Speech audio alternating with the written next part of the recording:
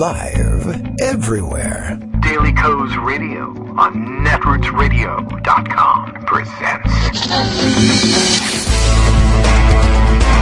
David Waldman. Kagro in the Morning Show.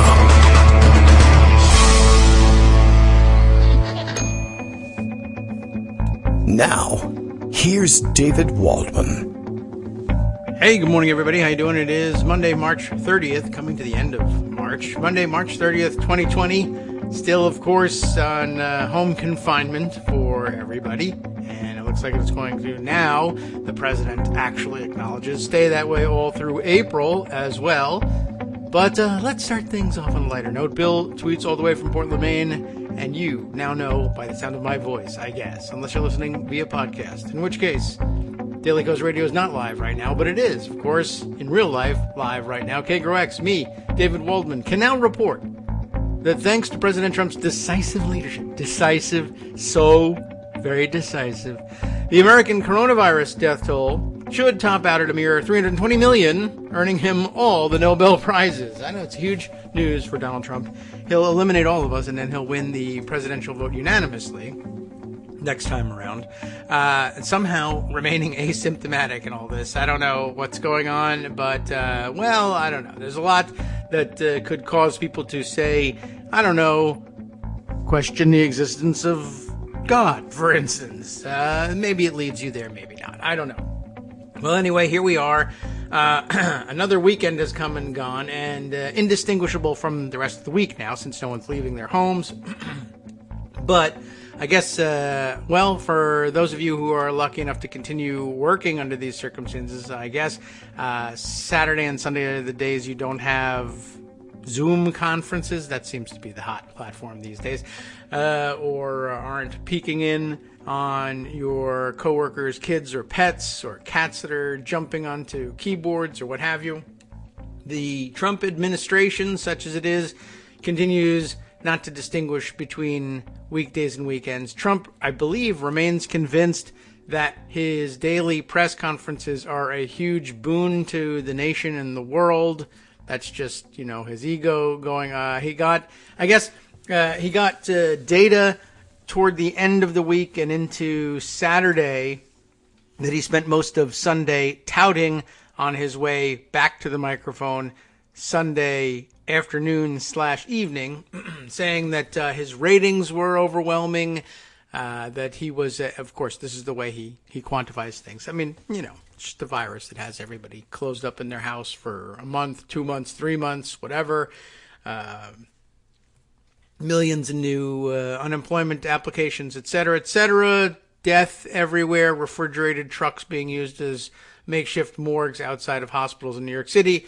But he wanted you to know that last time he got on the television, he was pulling like Bachelor finale numbers, Monday Night Football. And so he wanted to compare his ratings to everyone else's. And so there he was on Sunday afternoon, making everything immeasurably worse. And he's repeating his line this morning. The brave souls over at Media Matters for America are watching his appearance. We should check in and see whether he, in fact, pegged that right. But watching his appearance on Fox and Friends this morning, and he's reiterating the same line that he stumbled into yesterday, or maybe he even planned it. I don't know. It's hard to tell with him. That he just found out yesterday, in the last day or so, that if you didn't do everything that we've been doing, and if you didn't do more of it, more social distancing, if he hadn't reacted so perfectly to all of this situation, you could have up to, I'm told, 2.2 million dead in this country from the coronavirus. So it's a great victory that now he's looking to hold things down to 1, maybe 200,000 deaths, if we're lucky. So I thought that was pretty amazing. But it almost, he slipped it by almost subtly. I mean, I think everybody noticed it, but there's a strong contingent of his supporters that won't really notice it, or will simply accept it as fact going forward. But yeah, that seems to be his story, is that Tony Fauci and others just revealed to him within the last 24 hours or so that you could, in fact, have over 1 million people die from coronavirus in this country unless, I save the day. And then, of course, I gather that the biggest whopper that's really been occupying most people's minds, I'm not really sure. They can't get out and talk to anybody. But the biggest whopper, obviously, in all this, to me, is that what really needs investigating in all this is the New York doctors who are stealing all of the masks that the federal government has been sending to New York. It's not his fault. He sent all the masks. He thinks they're just being stolen, walked out the back door, like in his old New York mobster glory days, I guess. This is his accusation. But I do want to remind everybody, this is his accusation about everything. If something's gone wrong with Ukraine, it's that everybody else is a criminal. It's Hunter Biden, it's Joe Biden, the Democrats are scheming something. If something's gone wrong with the face masks, it's because everybody else is a criminal. It's never because he's screwed anything up or doesn't know what he's doing or doesn't understand what's happening. Even if nothing nefarious is going on, he can't explain it to you. Now, it's always criminality on someone else's part. So if you didn't wake up somehow, I don't know how you'd be listening to this show and not wake up to the fact that his criminal conspiracies about Ukraine were garbage, maybe the fact that he's accusing frontline healthcare workers in the greatest medical disaster the city or the country has ever faced of stealing face masks will wake you up to it. But yeah, who knows? There are still people who believe everything he says. Greg Dworkin is not one of them. I have brought him in as a sample size of one to tell us what else might be going on underlying all these stories. Good morning, Greg. How are you? Good morning. I don't believe him. Oh, all right. Well, good. You can now fill the rest of that in any way you see fit. Okay. Well, let's start with what you brought up, and that is his ratings. Oh, okay. Excellent. Now, Paul Farhi, who is a Washington Post reporter, Cool. And by the way, for those of you listening at home, I didn't know David was going to say that, but I happened to have come across this over the weekend, so I had it at my fingertips. And Paul Farhi, who writes about media for the Washington Post, noted it's debatable whether ratings matter one bit at a time when people are dying and there's a global health crisis. Sure. But since you brought it up, let's check a few numbers with Mr. Nielsen. Why not? These claims could stand some perspective. You ready? Okay. Yeah. Donald Trump tweets, President Trump is a ratings hit. Mr. Trump and his coronavirus updates have attracted an average audience of 8.5 million on cable news, the viewership of the season finale of The Bachelor. Well, so what else are they comparable to? Paul Farhi said. Well, what about news programming? How about the evening newscasts that the briefings sometimes air against? Oh, yeah, okay. Okay. So the total of people who watch evening news is 32 million. What? And that's without ratings for PBS, Univision, and Telemundo, and that's without looking at those people who actually watch it online. So what to conclude? A few ideas. People overwhelmingly prefer the news to be packaged in a concise, understandable manner, which is what TV newscasts try to do. They're certainly curious about what the president and experts have to say, but they're going to familiar sources to find out. So despite Trump's constant hammering of the fake news, millions clearly have rejected this rhetoric. In fact, something else, they seem to prefer network news, also known as the lamestream media, to the unfocused, unfiltered briefings that usually precede it. In relative terms, Trump Live isn't a hit at all. He's actually grossly underperforming the competition. Thank you and stay safe. So, that's the reality. Let's look at some actual polling. All right.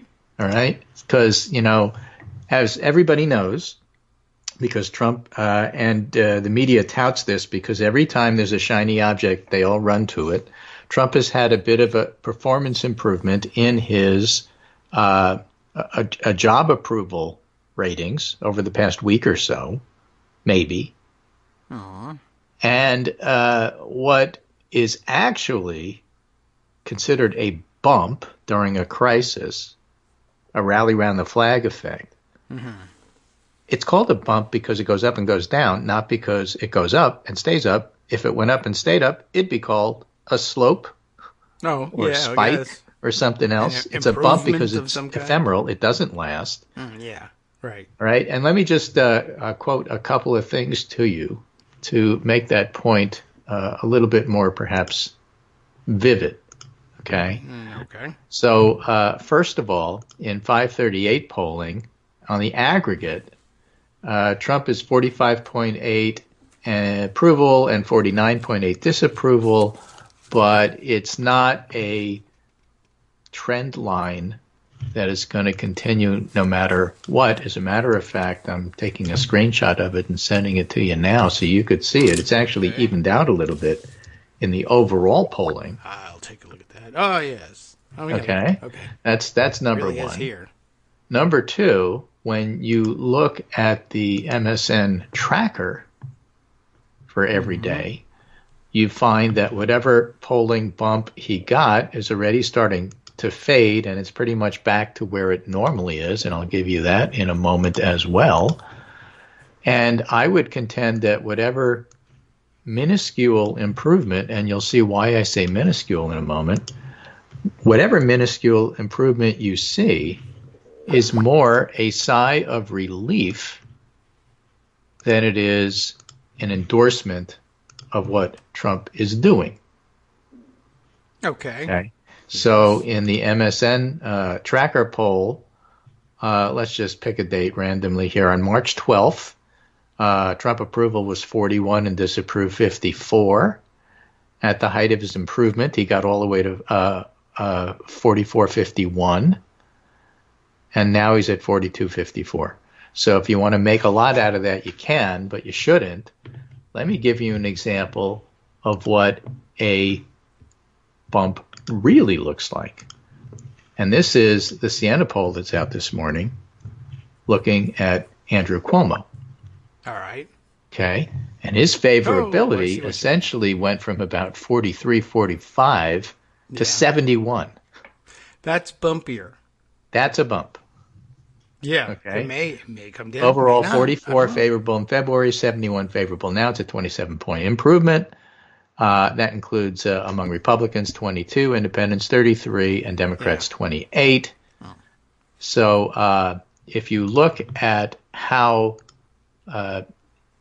it actually worked out in the poll itself for how people are doing, I'm going to read a series of names of people and institutions in public life and tell us how we're doing. So for Donald Trump, his favorable is 35, unfavorable 59. And then if you ask about how you're going to do in terms of the coronavirus, you get different numbers based on the national emergency. For example, Donald Trump gets a 41 approval, 56 disapproval on how he's handling coronavirus. Andrew Cuomo gets an 87 approval, 11% disapproval. Pence gets 41, 47. This is all in New York State. Siena poll. Well, and Tony Fauci gets 74, 6. House of Representatives, 54, 32. Not bad for them. Right? U.S. Senate, 43, 44. Right? Even de Blasio gets good numbers, 61, 31. And people hate de Blasio. Yeah, so Trump's numbers are anemic when you're looking at historical bumps that you get in a crisis. Jimmy Carter was up in the 60s. H.W. was in the 90s. W was obviously in the 90s. That's probably the most famous bump. He was middling along at 51 and then all of a sudden spiked and then had a slow decline from that point to the rest of his presidency. So when you see a real bump, you go back and you look at Trump's and you go, that Trump bump really was a pimple. That's even less. I mean, honestly, it's hardly there. Not even up to where Bush was when everybody thought he was just an idiot before he had his spike. So I'm just trying to say people haven't completely lost their minds. Just Republicans have. Yeah. And right. All right. Yeah. Well, I thought you gave us fair warning of that one, and everyone's sort of catching up out there. I think we were all well prepared for polling analysis, although I don't know how much discussion was going on over the weekend of that, but we were all ready for it, that's for sure. We told the Well, you know that certain quarters were trying to push how popular he was, whether you're talking about his ratings or whether you're talking about his polling, and obviously all of that pales in comparison to what's actually going on with the virus. But this is Brand Allen, my conservative friend, who we share a neutral space in Twitter polling. New finding from a 2020 Georgia senator poll finds insider trading is still apparently not all that popular. Oh, wow. Kelly Loeffler's favorability rating among likely voters in Georgia, favorable 27, that's minus 12 since March 7th, and unfavorable is 54, that's a plus 16. So she's got a net minus 27. Oh. This is Mike Collins, her opponent, internal poll. They should investigate her. Among Republican voters, Collins beats her 67-25. DOJ is actually investigating her, by the way. Oh, well, they're really good, I heard.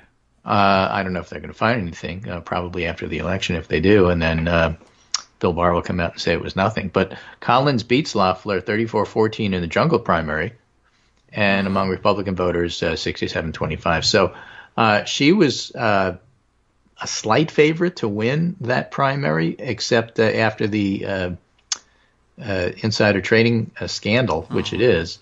I don't know that that's still true. Okay, that sounds good.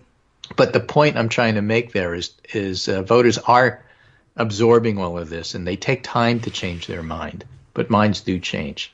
And, Trump just isn't doing all that well. Plus, we have the economy, which hasn't exactly recovered. Plus, we have, of course, the actual pandemic, which is not exactly over. In fact, it's just starting to hit. These numbers are at the beginning before the bad stuff happens. These next 2 weeks are going to be the bad stuff. So don't take any of that to the bank in terms of what the polls mean. It's not likely Trump's going to improve. It's very likely it's going to get worse for him. But, as I said, Republicans are bad people. Let me give you some examples of bad people. Marco Rubio writing, this is door number 1, door number 2, door number 3, and you get to pick which one is the worst. Okay. You ready? Let me warm up. Yeah. Pick a door. Sure. Okay. Oh, any one?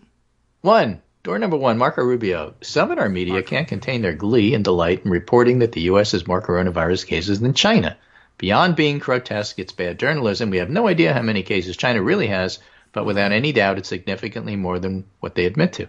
In fact, Trump was on Fox and Friends this morning and said, China, U.S., we all lie.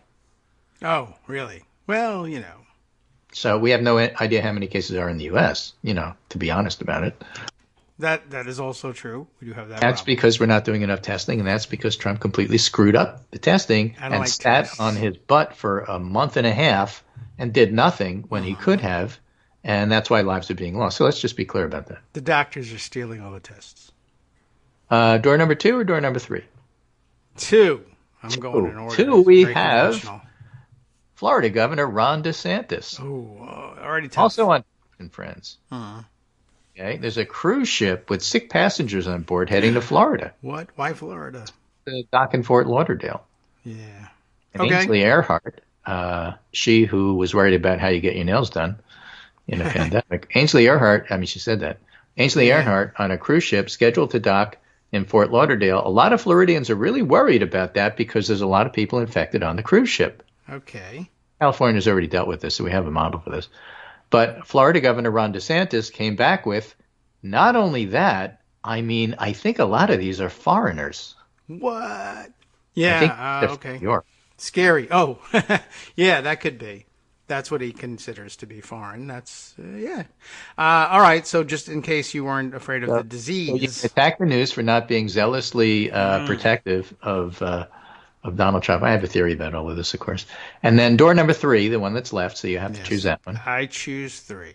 Mississippi Governor Tate Reeves dismissed those who think he's not doing enough to combat coronavirus as enemies of Trump who don't like the fact that I'm a conservative and I'm willing to pray. Oh, well, I was going to rate him worst, but now he's going to pray, so. Right, so let's go to the COVID tracking project just for grins and look up Mississippi. You can't really know what's there if you don't test, but they have 758 positives. What? 235 hospitalized and 14 deaths. So the idea that this only hits blue states is silly. It hits blue states first because that's where the cities and the subways are. Yes. That's how the stuff spreads. Hand to mouth. Wash your hands, get your hands away from your face.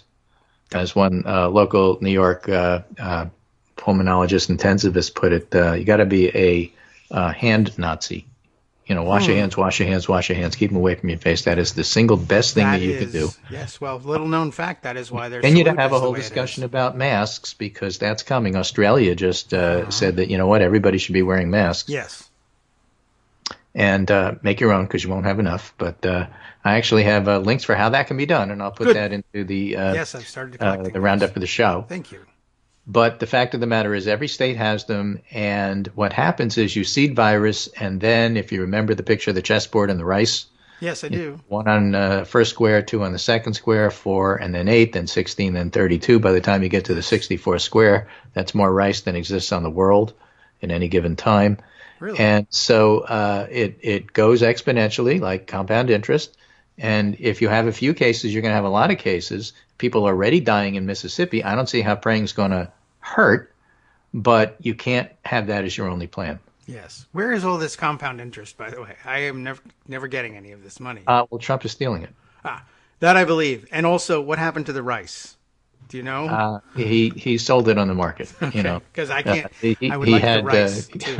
Actually, had those guys from Trading Places.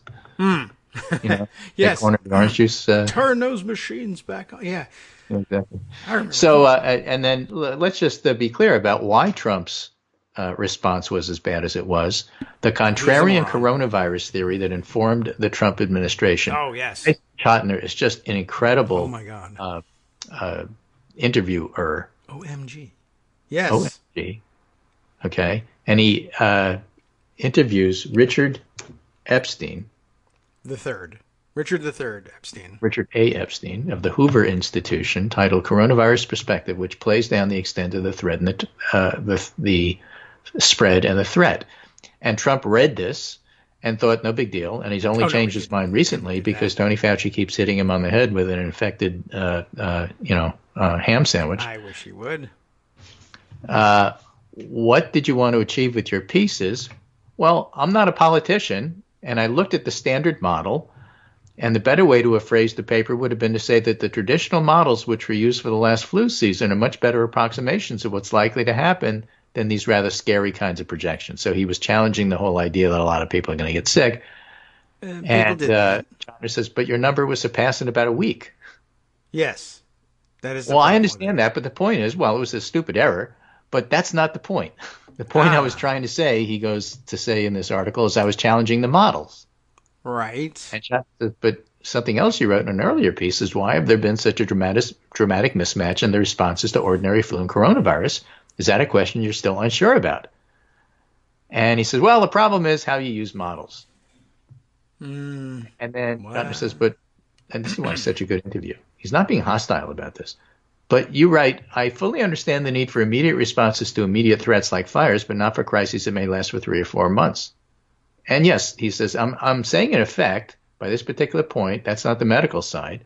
After you start declaring emergencies, you have time for reflection and adaptation and modification, which you don't have in a fire case. In my view, is I'd like to know which of these studies they're relying on. If it's the New York Times studies, and I thought that study was mistaken for the reasons I said. And Chotiner goes on and challenges him. And you said a lot of things. You said that coronavirus has a tendency to weaken over time. And he says, Isaac, let me just explain it, and starts talking to him like he's a 2-year-old. Chotiner says, but you keep talking about your sense of things. I think that's the word you're using. But you're stating as a fact that the virus is going to weaken over time, and it seems like we don't know that. We can look at other viruses. No, that's not what I said. And you're not an epidemiologist, correct? No, I'm trained in all of these things. I've done a lot of work in this. He's a lawyer. I see a lot of people. But your expertise on the subject, I guess, comes in part from your work with AIDS, which you just referenced, right? Yeah, and I've worked on evolutionary theory for 40 years and its relationship to law.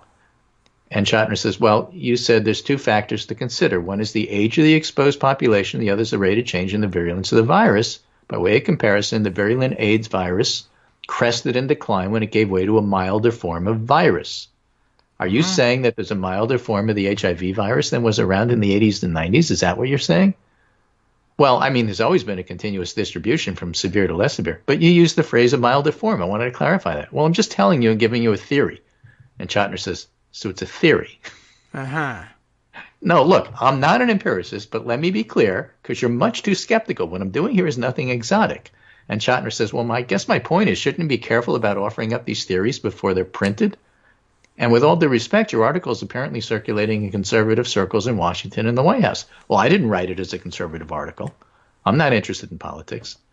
And Chotiner says, well, I know, but we have a responsibility when we put our name on something. Well, I absolutely do. And I told you, I'm willing to debate anybody on this. Mm-hmm. What was the last sentence in the article? You want to read it again?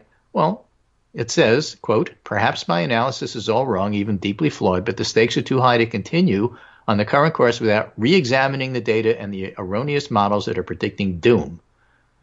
Are the stakes too high to publish articles with basic errors? Well, it's not a mistake. It's a challenge. And in the next week or so, we'll see. But if the numbers start to level off, the curves will start to go downward. And Chotiner says, but I was asking about, I'm saying what I think to be the truth. And Chotiner says, I know, but there are scientific issues here. Well, you know nothing about the subject, and you're so confident you're going to say I'm a crackpot. Yeah. No, Richard. No, that's what you're saying, isn't it? That's what you're saying. I'm not saying anything of the sort. No, admit to it. You're saying I'm a crackpot. I'm reading this. I'm thinking, this guy's a crackpot. Oh, well, yeah, he is. I guess I'm not saying anything of this. Well, what am I then? I'm an amateur? You're a great scholar on this? And Chotiner says, no, I'm not a great scholar. But I think the fact that I'm not a great scholar and I can find flaws or holes in what you write is a sign that maybe you should have thought harder before writing it. Yeah, I guess so. That was what everyone was circulating. I don't know. Maybe because there was no one in his house, he couldn't bounce any ideas off of anybody. It goes on and on, but the guy's an idiot. Yeah. And the point is that influenced Trump's decisions on what to do right up to the point where Tony Fauci hit him on the head with an infected ham sandwich and got him to look at Elmhurst Hospital in Queens, where I spent part of my residency. Yes. And you and him both. When 13 people overnight die, it gets your attention. I guess so. It did get Trump's attention. He spent about 30 seconds talking about how well he knew the hospitals. Well, I've passed it by. I even know what color the windows are, or some crap like that. It was really rather amazing. Yeah, this interview is getting an awful lot of attention, and you can see why. All right, we'll be right back after this 2-minute break. Hi, everybody. It's me, David. Let's change things up from the old fundraising pitch for just a minute and talk instead about how you can be a part of our show. If you've got a smartphone or any other electronic recording device, why not sit down and record a segment for us? Read us an important article and give us your take. Read one of your own original essays, or even just give us your commentary on something you'd like to share that's important to you. Then send the file to me at kagrox@gmail.com, and I'll try and work it into the show. Short segments, a few minutes in length, are easiest to fit in. And of course, I can't always guarantee that I'll be able to play everything, but if you've ever shouted at your radio or TV about something you wish was being covered, here's your chance to change that.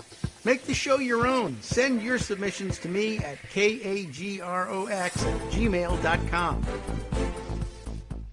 I think he's underplaying the cough in your face part. Right. But well, welcome back for everybody else. Now, we might as well just keep going, I suppose, unless we want to. Oh no, well, may take a different direction. But welcome back, everyone, to whatever the hell it is we're doing here.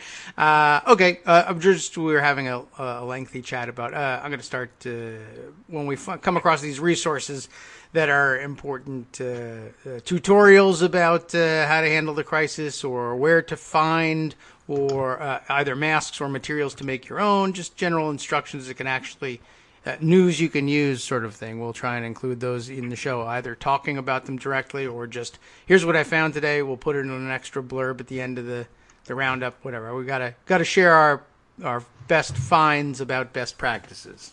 Right. There was a tweet over the weekend which CDC denies is true, which makes me think it's true, that they may change their recommendations about whether the public should or shouldn't wear masks.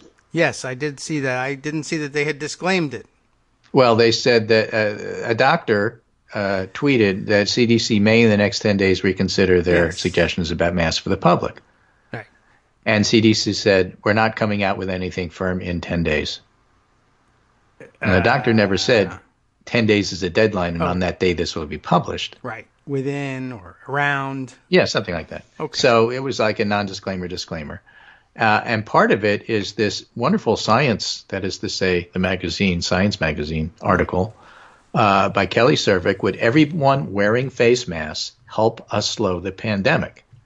Now, other countries in the world do that, and Australia just advised their citizens to wear masks. We all know that there aren't enough to go around, so if you do have them, they really should go to the healthcare workers. But how do you reconcile that? And the answer is make your own, and does that work? And that's what I want to talk about. All right, make big ones. So That's cases of not a mask. coronavirus disease ballooned last month. Yes. And some health experts, including the director of the Chinese Center for Disease Control and Prevention, thinks it's a mistake that only people with symptoms and those caring for them should wear masks. Health authorities in parts of Asia have encouraged all citizens to wear masks, and the Czech Republic took the uncommon step last week of making nose and mouth coverings mandatory in public spaces. Sure, why not? Now, even experts who favor masking the masses say their impact will be modest.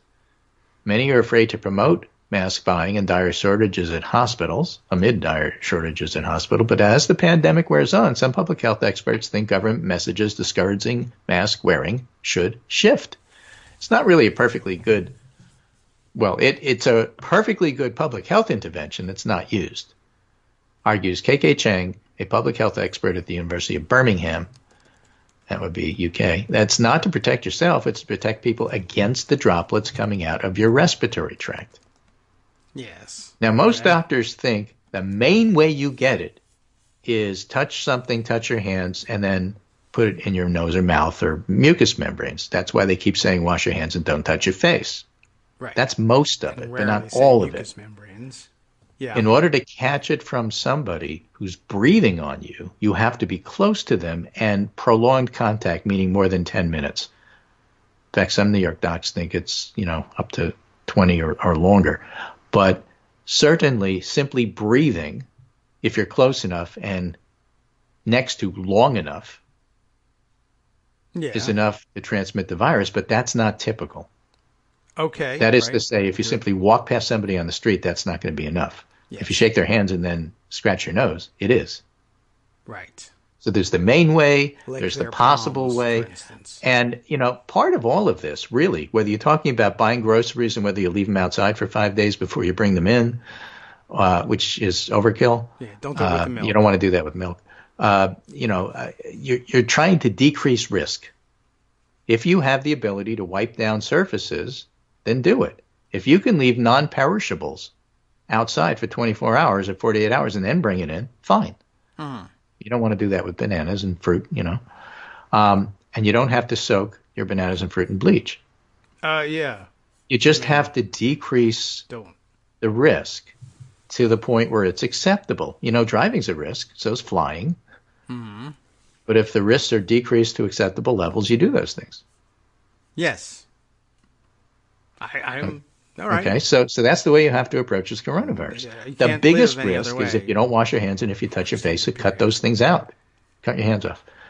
Put a mask on because it'll discourage you from doing that. And also, if you are asymptomatic, like Trump, and spreading virus, wearing a mask will prevent you from doing that. How common is that? A lot of medical authorities don't think it's all that common, which is not the same thing as it can't happen. Yes. Like flu, where you're spreading illness about 24 hours before you actually get a fever, most of the asymptomatic spread comes from people who are not showing symptoms, but then a day or two later they do. And then swimming in the Senate pool. Yeah. So you can spread when you're asymptomatic, but most of the asymptomatics don't stay asymptomatic. A few days later, 5 days later, 7 days later, they get sick. We know that from the cruise ships. You may have seen, and I think we talked about this on the show, there were some early reports that sort of got it wrong and said 50% of the people were asymptomatic when they were tested on the cruise ships, which was a closed space example of how virus spreads. Yes. But that didn't account for, okay, well, what happened a week or two later? Did they develop symptoms? And CDC modeling suggests about 18%, not 50%, were true asymptomatic spreaders. That's much less than 50, but it's not zero. I see. Yes. Okay? So there are some, but the vast majority get it from touching the rails and then scratching your nose. So the idea that masks should help is a good idea. And there's a guy that I did some, I won't say work with. He's up there. I'm not. We just happened to coincide at the same conferences and spoke frequently back a decade ago. Arnold Monta, who's an epidemiologist at the University of Michigan, and we know that me, representing the public, was pushing the authorities, represented by Arnold, about should people wear masks during flu epidemics. So, being the good epidemiologist he is, he ran studies. Although there is some evidence that severe acute respiratory syndrome coronavirus 2, SARS-CoV-2, the actual name of the virus, can persist in aerosols, fine particles that remain suspended in air, aerosol transmission is likely rare, says Arnold Monto, an epidemiologist at the University of Michigan. It's mostly spread by larger droplets, and we know that standard surgical face masks will have a modest effect on that kind of transmission. When you combine masks with other approaches, they may make a difference. That's not the same thing as everybody should wear them. That's not the same thing as aerosols, where it's floating in the air for up to 3 hours, is the way people catch it. Yes, you can show that in the laboratory, but that's not typically what happens. But it's enough to not want to be next to somebody who has coronavirus for more than 10 minutes, less than 6 feet away, just in case they cough or sneeze. And even talking will do it if you're close enough and if you stay there long enough. So what you're trying to do is reasonably decrease every possibility of having the virus spread, and masks can modestly help with that. And so therefore there's no reason to tell you not to, other than that there's a shortage. And because there's a shortage, that's where making your own comes in. Is that clear? Not exactly, but it does. It makes a lot of the sense. Controversy is. The controversy is the doctors will say, well, you get it by touching your hands. Right. And the public says, well, I have friends and I actually spend time with them and family, and we're next to each other. Or even and what if I want to go out to the store and buy stuff? I got to stand in front of the person who's, racking up the grocery list there. Yes. And I'm standing there and I'm close and there's a line. And why can't I wear a mask? Why shouldn't they be wearing masks? That is And those true. two concepts are not in opposition to each other. Right. There's the usual way that you get it, and then there's this other thing, which is also a risk, and can I do something to decrease that risk? And the answer is yes. You can wear a mask. It's not the main reason why you get the virus, but it should help. Yes. Even right early on, the indication was, even when they were urging us not to wear the masks, it was at least floated that wearing the mask will make you much more conscious about contact with your own face. And it does, and it prevents you from touching your face and reminds you to keep your hands away. Gloves can do the same trick when there were no masks available. But, to me, there's no reason, if you're not taking vital N95 masks away from people who can make much better use of it, that you shouldn't be doing it. And now that some of the market interest in these things are being met by people churning out their own, or even putting homemade ones up for sale, or donating them in exchange for a suggested donation, however you want to structure it. Something that's some physical barrier that reminds you of what is the real way that this gets transmitted most regularly. Don't do that thing, even by itself. Should help a little bit. Benjamin Cowling, an epidemiologist at the University of Hong Kong, said surgical masks and N95s have been shown to prevent various respiratory infections in healthcare workers. But as far as different sorts of masks and the public, it doesn't make sense to imagine that surgical masks are really important for healthcare workers, but not useful at all for the general public. Okay. And that's part of the reason you don't need to wear a mask, but of course our healthcare workers have to wear masks. Yes. What kind of message is that? You don't count, mixed. They do, but it really does matter. Because if it didn't matter, why would you tell the healthcare workers to wear a mask? And there's some logic in that.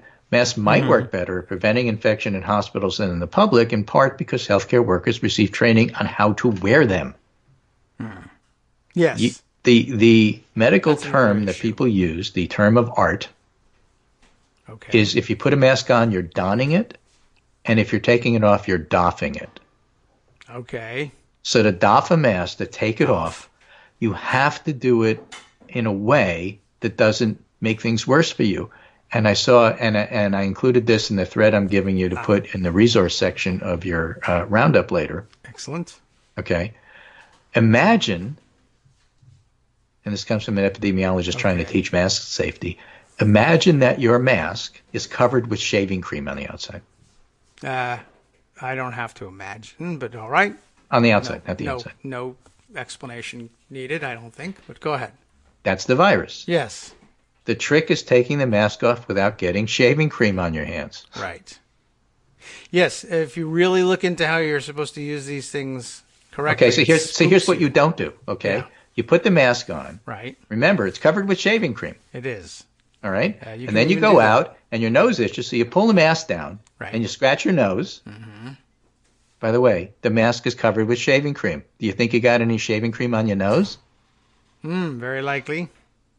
Well, then what's the point of wearing a mask? That's the point about why you the telling the shaving public cream to wear a off, mask. yeah. But if you learn not to do that, it helps. So no, you don't pull the mask down. Yeah, if you're And going then to you don't put wear it back up. You've just you kinda commit contaminated to your it. hands when you did that. They're full of shaving cream. They're full of virus. Yes. So don't do that. What you do is you leave it alone. You don't touch it. And then remember, these things have straps, I do remember that. right? That's how they hold the thing on your face. I crazy glue them on now. You don't touch the mask. You touch the straps. Okay. The straps don't have shaving cream on them. So you put your thumbs They might. under the straps to Yeah. pull them off without touching the mask. Yes. If you don't do those things, the mask has contaminated your hands. Right. All right? Am I being clear here? Yes, I think so. So how you doff them, how you don them, and especially how you doff them, is very important. And the idea is you only doff it when you're around a sink or someplace where you can wash the shaving cream off your hands. Otherwise, leave it alone and don't touch it. That's how you wear a mask properly. Nobody tells you that. They just say wear a mask. Right. That's true. Right? It's like when you see complicated. those doctor shows and everybody has the stethoscope around their neck and the little earpieces aren't in the ears and they're supposed to be listening to your chest because it's like, you know, General Hospital in the middle of the day, and who pays attention to those details? But they matter. You can't listen to the heart or lungs if you don't have the earpieces in your ear, and you can't use a mask for safety if you're not doffing it properly. Yes. That's a good warning. Then that's part of the reason why I wondered whether that was part of the reason why people were saying, well, the general public maybe ought not to wear a mask. Well, We yeah, just they can't want to be teach you polite. this They want to much. say, look, you people are stupid, and I know you're not going Yes. to use them right, so what's the point? I Because think what that there's happens a is part now of you got that. shaving cream all over your hands, and you made it That's worse. dumb all by itself. Yes. Yeah. So back to this science article. Data from That wasn't contact science? tracing efforts suggest nearly half of SARS-CoV-2 transmission occurs before the infected person shows symptoms. Most of them eventually will. Yes. All right. So if you're doing contact tracing, you don't find that many people, maybe 20% or less, who never show symptoms. But most people show symptoms eventually within 3 or 5 days. And it's those 3 or 5 days beforehand that they were spreading virus that they didn't know, and that's why you wear a mask. And not you, them. They're supposed to keep the virus in. It's not supposed to keep it out from you. Your mask won't protect you. You are protecting others. Some seem to contract and clear the virus without ever feeling sick. If I knew who was asymptomatic and pre-symptomatic, I would triage the face mask to those individuals, Arnold Montes says. Arnold is just a very sensible guy. I've always liked him. Trump. Unfortunately, Trump we is don't it. know who these are. Trump. Right? Yeah, A key don't say that. factor pushing health authorities to discourage mask wearing is the limited supply. But the University of Oxford put together a comparison of various health authorities' face mask recommendations. And Mark Loeb, a microbiologist and infectious disease physician at Master in Canada, says, I don't think it's sound public health policy for people to be going out and purchasing medical masks and wearing them out on the street. So that's inspired do-it-yourself movements in many countries to produce cloth masks. And CDC acknowledges that that could be a last resort for healthcare workers lacking other protection, Yes. but we don't have any rigorous studies. We do have a couple showing normal stuff. that Yeah. probably the best material to use is vacuum cleaner bags, but it's not the most practical. And that's because they're hard to breathe with if you make a mask out of them. I see. The most practical ones are pillowcases and 100% cotton T-shirts. Ah. They combine the best combo of stopping some particles that size, maybe 50, 60%, with breathability, meaning you can wear them and not feel like you're suffocating, Okay. right? Imagine putting felt as a mask. All right. Shaving cream or no shaving cream? Shaving cream on the outside. Okay. And the felt keeps the shaving cream from coming to your mouth. Yes. Felt is hard to breathe through. Yeah, that's like waterboarding. Yeah. So it works, but not really. So the practical mask is made out of 100% cotton T-shirt. Should you do one layer or two? Turns out 2 layers doesn't make that much difference. Oh, So make it more comfortable. Get some benefit and learn how to doff it properly and wash your hands. And that's the message there. okay. Now, is CDC going to come out with those recommendations? People are going to do it whether CDC does or not. Nobody's listening to CDC anymore. I hate to say it. They've screwed up so much with testing and everything else that they're not the authority. And if you look at other countries are telling you to do this. All right. Well, other countries, we have the most coronavirus in the world, so maybe the other countries are right. But, mask societies like Singapore and Taiwan have done quite well with this. However, the real way you get coronavirus is from your hands and touching your face. Yeah. So masks are only part of it. It's just that it's not worth having an argument about. You want to wear a mask? Wear a mask. You don't have one? Make your own. How do you make your own? Use a T-shirt. There's actually patterns for this for the sewers. There's instructions on how to do it. There's instructions on how to take it off safely. That's good. So if you're going to go that route, learn all of those things. Yes. I mean, once you, I guess it has to be taught in stages. All right. Well, if you don't have the time or interest or willingness to learn what you're doing with the masks, then maybe the mask thing isn't necessarily for you. Right, exactly. And if you buy into it and say, okay, at least there's some benefit here that is worth pursuing, but I don't know how to sew, then you're going to buy something from one of those do-it-yourselfers. Yes. Fine. Okay. There's nothing wrong with that. Go The economy needs a boost. Okay. Yes, that's Just true. don't pay $1,000 for each homemade mask. Oh, no, don't do that. That would not be a good idea. Although money is useless from now on. So Right, it's all Bitcoin. So the whole concept there, I think, really just needs to be looked at in kind of a proportional, rational way. That's all. Don't go nuts about it. But if you want to do it, there's some stuff you could do that probably make it a little better than if you just do it on your own and don't pay any attention to any of this stuff. Yes. True. And yeah, right. So that you'll learn about what the things are that you could accidentally do wrong that will help you in general practice. Just like I said, even just wearing the mask just to remind you to keep your hands away from your face. If you remember that you can contaminate yourself and the mask and your hands if you fiddle with it or say, well, I'm mostly wearing a mask, and then when I get an itch, I pull it down and scratch it and put the mask right back before any virus catches onto my face. Yeah, you got to do it real quick. Not really, yeah. And it doesn't work that way. So that's what I understand is it basically... Right. Here's the trick, okay? You want to train for this? All you have to do is go into a dark room, stand next to the light switch, okay? All right. Turn the light switch on, and with that same hand, cover your eyes before the light hits it. Right. Does it work? Because it's really fast, right? You got to get so fast that you're like one of those kid whatever gunslingers back in the in the fact, days put a of gun in Gold your West. hand and do it. Why not? It's just as safe. Yeah, well, right. So it doesn't work that way, and that basically the idea is if you are going to go that route and you're going to wear a mask, it's uncomfortable and it's sweaty and wet under there, and you're just basically saying, I'm committing to wearing this thing from the minute I put it on and leave the house to when I get back. And there's no fiddling with it while you're out. Figure 2 hours. Okay. Right? Yeah. It's really uncomfortable to wear longer than that. It's probably going to be uncomfortable to wear longer than 20 minutes. Many of them But less taking it off and putting it on and taking it off and putting it on while you're in your car, because I'm in the car, so I'm not exposed to virus. Why don't I just take the mask off and I'll put it back on when I get to the store? I've been to one store. I get in the car. I take it off. I put it back on before I go to the next store, and you think you're protecting yourself. You're actually infecting yourself. Yes, that's a problem. And also another point I saw made in some of these articles, right, not only can you get it on your hands, et cetera, or whatever, but if you're pulling the mask down, and if you do it repeatedly, like you pull the mask down and you get the shaving cream on the nose, and now there's virus there, and you don't want it on your nose for sure, but then you put the mask back on, go back into the next store, what you've now done is transferred it from the nose to the inside of the mask. And now every time you're putting the mask on, you're enclosing your mouth in a small space with viral infection on it. Which can't get out. Yeah.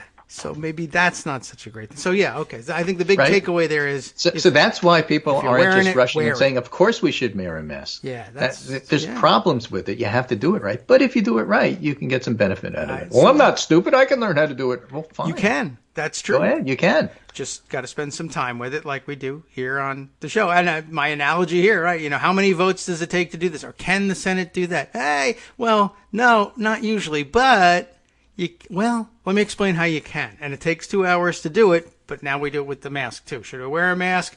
Does it help? Well, More pertinent. depends. Okay. Okay. I just wanted to cover the mask stuff because It's it's important. needed. People are thinking Everyone about wants this. to They're hear it. doing it regardless. So if you're going to do it right. But I want to get back to the main thing. Or nobody. I don't know. This is Vivek Murthy, the former Surgeon General, the one who's actually, doing a good job, not Is the he a current one. surgeon? Yeah. We need a national stay-at-home order, he writes last night. Needed it weeks ago. It remains the most powerful tool we have at this moment to reduce the spread of COVID-19. That's coronavirus. That's SARS-2 thing, all the same thing here. COVID-19 is the disease, coronavirus disease, Like Willard Romney. 2019. It's like a bumper sticker. The reluctance to call for such a policy represents a critical failure of federal leadership that will cost lives. And that's Yes. why I was highlighting those Republicans who are horrible people, including the president.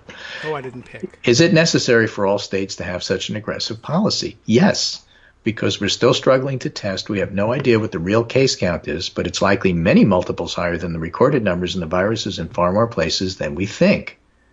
The bottom line is this: when it comes to public health response, speed saves lives, and we had a slow start. We're trying to catch up, but we need to move faster. Every day matters.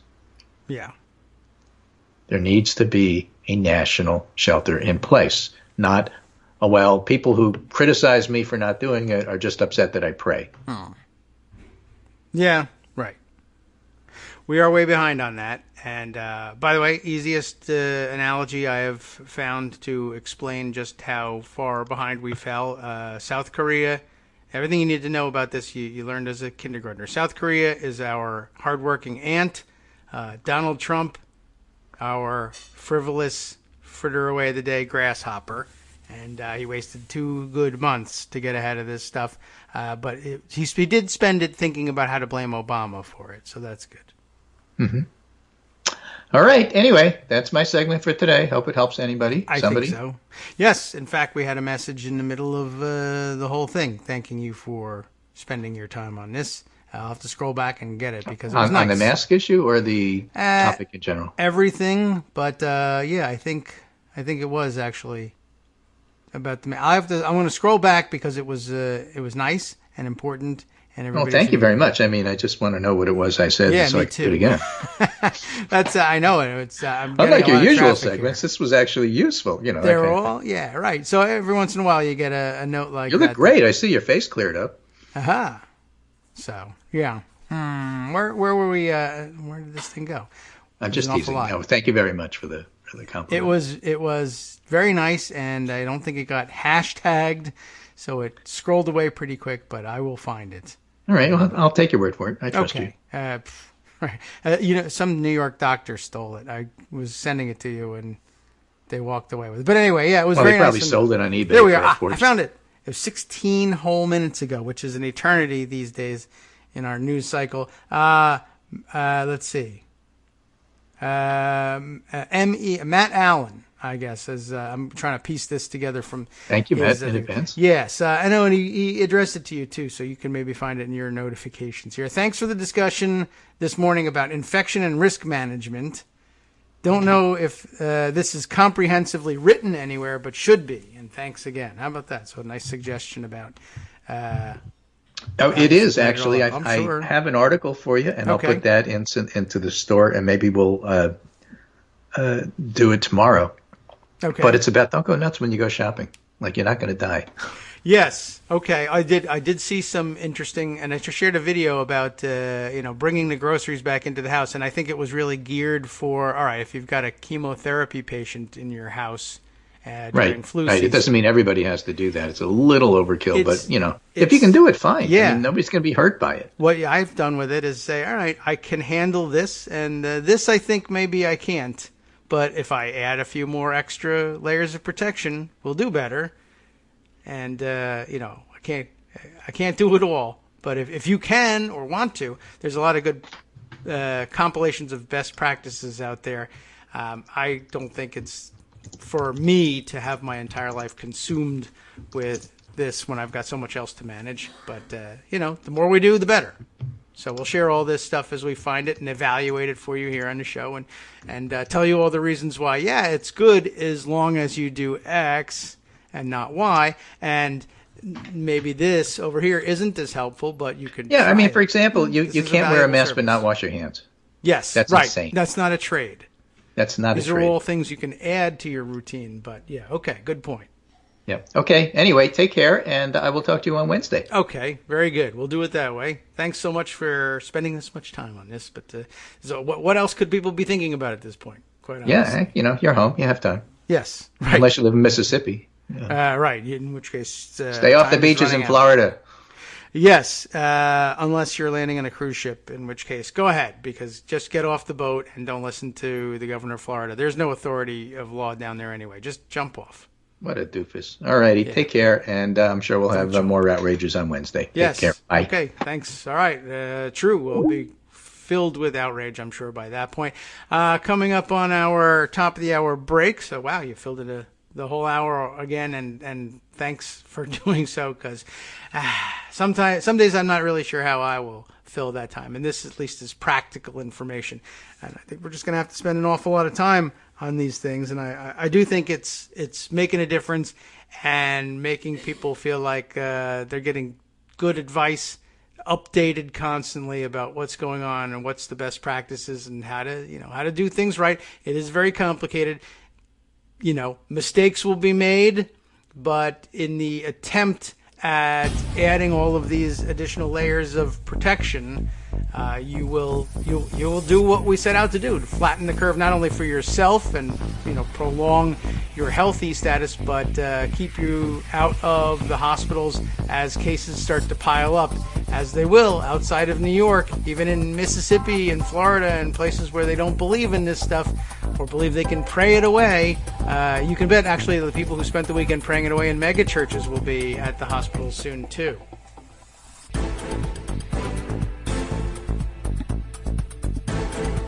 Welcome back now to the Kagro in the Morning Show here on Netroots Radio. I'm touching my face, and I shouldn't be. I just call it out every time this thing happens.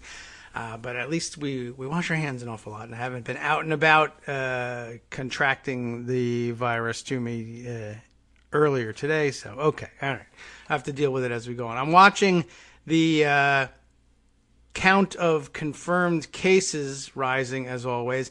I think we're getting to another one of those weird milestones. It looks like the United States is closing in on, and I guess probably the way the numbers have been running, will surpass 20% of the world's confirmed COVID-19 infections fairly soon. The worldwide total, just over 740,000, according to the worldometer.info read on this stuff.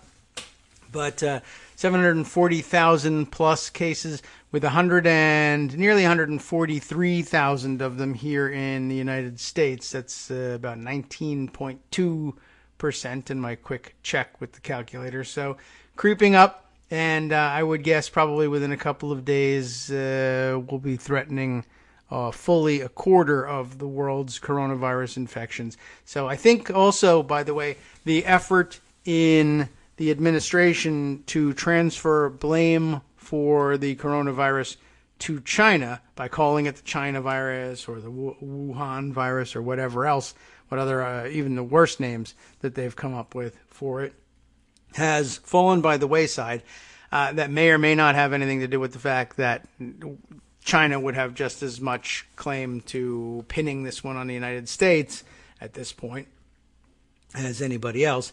But I did notice over the weekend that Trump purportedly had a conversation with President Xi Jinping in China over all sorts of things, including the possibility of sharing technology, best practices, materials for mitigation, etc., on the virus and other issues. And I noticed that once again, once blustering, big talking Trump, he didn't come face to face with, but has personal contact with high ranking Chinese officials, that whole effort sort of dried up. Let me see if I can find the tweet I saw of it. Gosh, this would have been way back there, but somebody put it in the common vernacular. Basically, was just laughing about how now all of a sudden the whole China virus thing falls by the wayside once he talks to Xi about these things. He talks a big game, and then he gets confronted by somebody or is presented even with just pleasant conversation with the target of his ire, and it all falls apart. He's really a paper tiger, and it's really pretty remarkable. I mean, I'm glad for it, and it's a better outcome than having him continue to push it. It just sort of tells us a little bit about what he's really like, though. On my way back, I'm scrolling back and looking through my tweet stream. I'm never going to find the damn thing. It took forever to get back. There's so much Twitter activity going on. But one of the things I did notice over the weekend, this may have been even on, well, let's see, what's today's date? So I think Friday, the 27th, I had noticed this. But when they, I guess, had the signing, they actually went ahead, despite the whole social distancing thing, with a signing ceremony for the Phase 3, the third coronavirus relief appropriations bill. The president did the normal thing, which doesn't take into account any of the protocols that we're supposed to be observing during the coronavirus thing, of crowding a whole bunch of people into the Oval Office for the signing ceremony. There's a lot that went on there. One, he purposefully did not invite any Democrats to the ceremony, which ordinarily is a big insult and the sort of thing that it's just not done, but Donald Trump does it, but just add it to the pile. Two, in this instance, I would say, good. Thank you for not inviting any Democrats and infecting them there. I'm serious. I'm telling you, Donald Trump is the biggest asymptomatic super spreader the country has got. It's terrible karma-wise. I mean, he should be laid up and, suffering with double pneumonia at this point. But he's not, and I'm sure he'll attribute it to his great genes. Once he finally finds out, once it's finally revealed medically, he's actually is asymptomatic but infected. And he's just one of those people just never becomes symptomatic. And everybody starts pointing and blaming him for having poisoned everybody with it at Mar-a-Lago and the White House, and continuing with the handshakes and adjusting everybody's microphones, etc. I don't know. And then he'll say, "Oh, see, I told you I had great genes." And maybe he actually does. I have no idea what's going on with that. Anyway, he crammed all of the Republicans who were willing to attend into the Oval Office. And I also saw somebody say, I was just joking about this when I said that they're going to have the coronavirus signing ceremony and he's going to sign it with 15 different pens and then hand the pens out to people. But he really did do that, which is standard practice during a bill signing. But of course, wouldn't be good practice now. But how many people are in this picture? 1, 2, 3, 4, 5, 6, 7, 8, 9, 10, 11, 12, 13, 14, 15 people. I did say 15, didn't I? 15 people are crammed into the Oval Office, arranged in a semicircle, or maybe not, maybe semi-oval, because it's an Oval Office, behind him at the desk. The classic Trump pose, and I guess we'll just throw this observation in there again. Just some of the worst photographic setups I've ever seen in my life. They clearly hired the Mar-a-Lago wedding photographer guy to be the White House photographer. It's the least artful eye I've ever seen in a professional photographer. But there it is. So I handed pens out to all of them. One of the things that I noticed people saying about the Friday ceremony was that Dr. Fauci, who was in attendance at the signing, was the only one practicing the social distancing as recommended, based on a photograph that was circulating that I was a little doubtful about this at the time. It's a photo showing him, he's at the end of the semicircle, but the angle of the photo is such that there is a big television news camera in the way, and it makes it look like there's, even there, not 6 feet, but a couple of feet in between Dr. Fauci and the person closest to him. And I saw people circulate this, a weekend, like, oh, look, he knows what he's doing. He's practicing social distancing.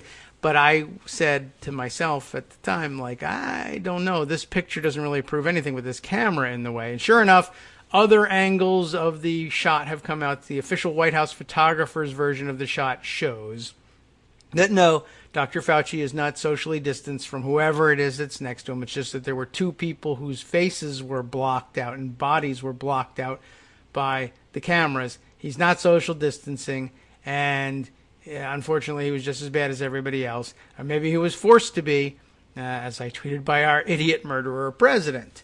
So I don't know how many idiots he's murdering. He's the idiot in all this. However, I do think that there's a substantial number of the people he's murdering probably also idiots as well. However, many innocent folks, and we shouldn't hold that against them. So there you go. Dr. Fauci's, got his head in his hands. He's not social distancing. How he's managed to not get it, I assume he's holding his breath the whole time and washing his hands vigorously. I would like to know what sort of hand moisturizer Dr. Fauci has got. That's the real information people want to have. Because if you're able to continue working, washing your hands as much as he must be washing his hands, being around the White House all this time, that's the guy we got to find out about. All right, well, let's see, or the practice of his that I have to find out about. I saw also just a few minutes ago, so maybe it's coming to be time now, the U.S. Navy hospital ship. Which one was it? Was it the Comfort that's on the East Coast? Whichever one was bound for New York, finally, is due to come in the next 15 minutes or so, or maybe already has docked because time has passed since I saw it. So it's already has made it there. Trump bragged most of the weekend about how quickly it was being deployed. But by the way, good reminder, 2 U.S. Navy hospital ships docked off of New York and Los Angeles, just like the regular flu, right? Just like everybody was saying.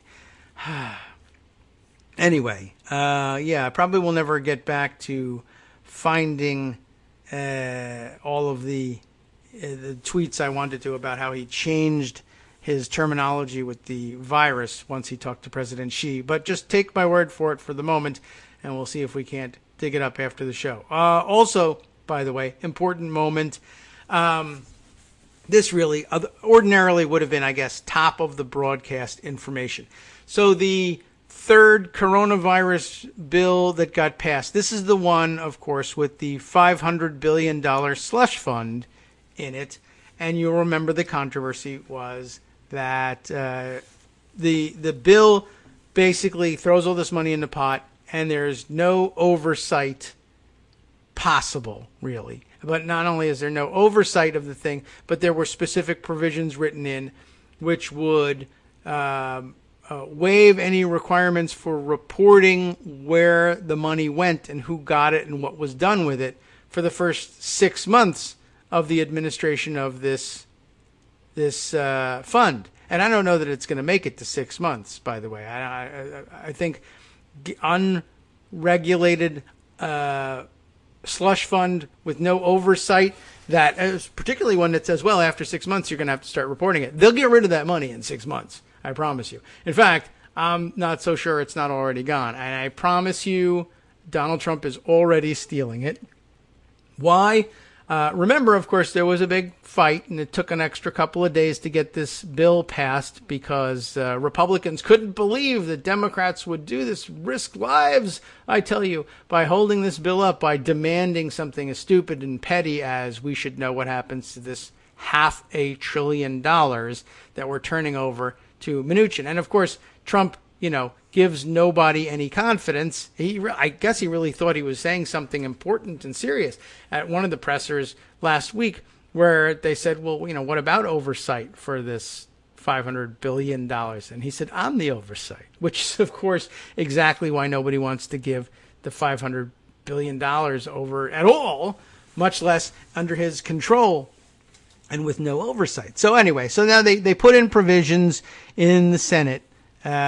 They fought and won, and Democrats were on our side and battling and looking out for our best interests. And so they came away with a bill that said, all right, there'll be an inspector general that will be appointed, and there will be reporting requirements, et cetera, et cetera.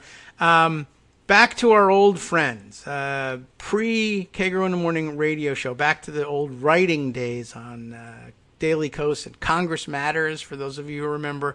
What happened? Why am I so interested in this? Well, what happened is, this was reported on Friday, and it's been reiterated this morning by Kyle Cheney, Congress reporter for Politico. I'll read his March 27th tweet about it. This just in at the time. Trump signing statement. Does everybody remember those? Trump's signing statement on the coronavirus bill says he'll override a provision requiring the newly created Inspector General to report to Congress anytime agencies refuse to give him or her the requested info. So what they're saying basically is, one, no, there either won't be an Inspector General at all, or I will prohibit the Inspector General from answering Congress's questions, if they have any. So all of that's out the window. And there was a little bit of a fight over the weekend about whether or not that was inevitable or foreseeable or the most logical possible conclusion for dealing with all of these things. And you had to have seen it coming. A lot of people forgot about signing statements. I haven't been thinking much about them, certainly, mostly because I don't think he even particularly cares. I mean, signing statements are for people who want to dress up their thievery in legalisms, and I don't even think Trump really cares to do that. But they handed him one, and Cheney's got a screenshot of it here.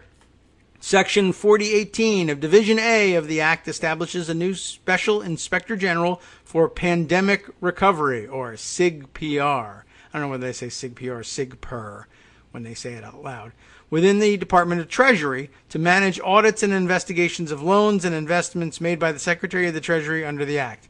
Section 4018E4B of the Act authorizes the SIGPR to request information from other government agencies and requires the SIGPR to report to the Congress, quote, without delay, any refusal of such a request that, in the judgment of the Special Inspector General, is unreasonable.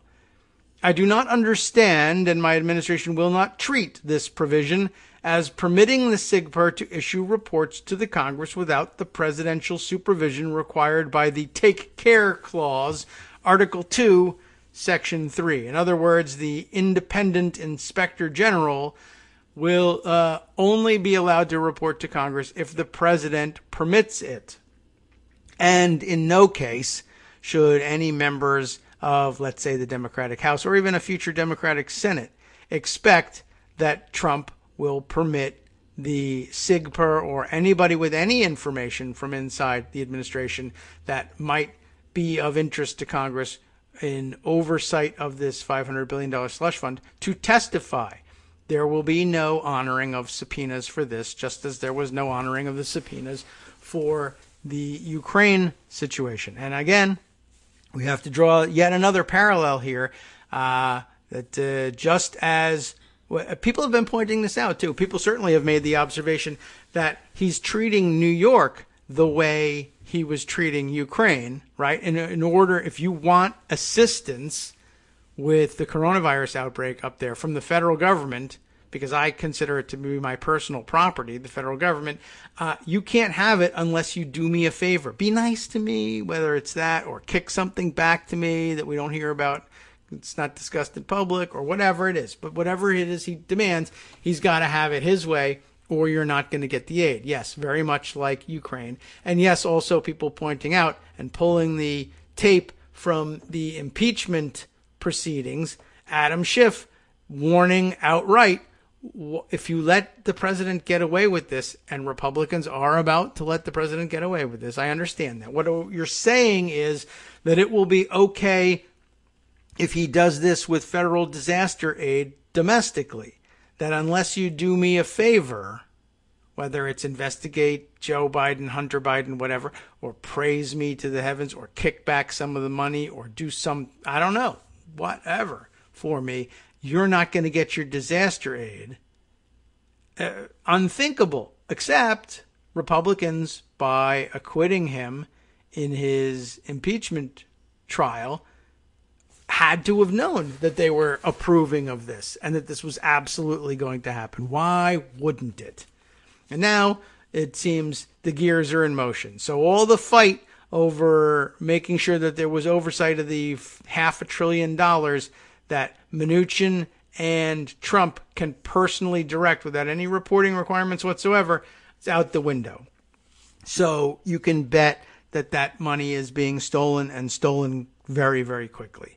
So, I mean, basically the time Trump spent on Sunday accusing New York doctors of stealing the masks is essentially that, you know, if you want to read the Trump tea leaves, that's Trump confessing to stealing the slush fund right before our very eyes. I need to accuse somebody else of thievery from the federal government so that they don't find out or start looking at whether or not I'm stealing from the federal government. I promise you he's stealing from the federal government. I promise you that the provisions preventing payments to Trump properties from the relief funds elsewhere, even outside of the slush fund, will become ineffective as well. Either because he will simply reimburse LLPs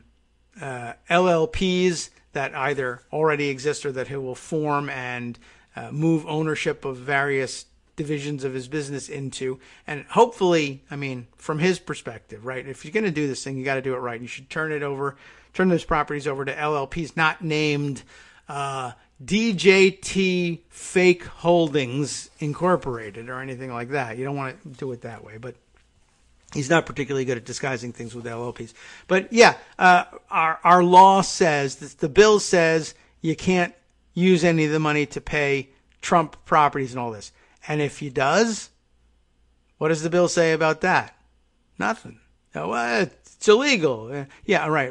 Back to the whole can't indict a sitting president thing. Are we still going to stand by that, by the way?